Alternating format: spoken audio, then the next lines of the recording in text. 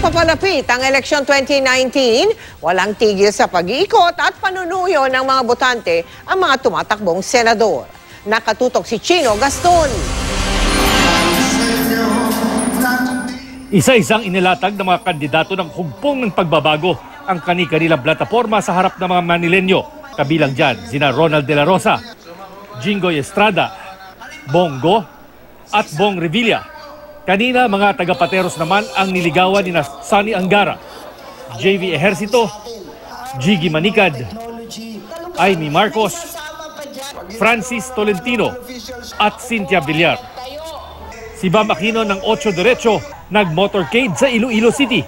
Humarap naman kahapon sa People's Management Association of the Philippines o PMAP ang mga kapartido niyang sina Chel Jokno, Samira Gutok at Florin Hilbay. Kasama rin nila kahapon sina Nery Colmenares at Alan Montaño. Nagtalumpati naman sa Antipolo si Sharif Albani.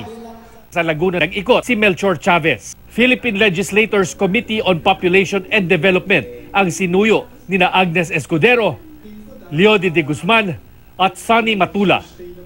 Si Lito Lapid ng kampanya sa Pangasinan. Patuloy po naming sinusundan ang kampanya at aktibidad ng iba pang mga kandidato. Chino Gaston, Nakatutok, 24 Oras.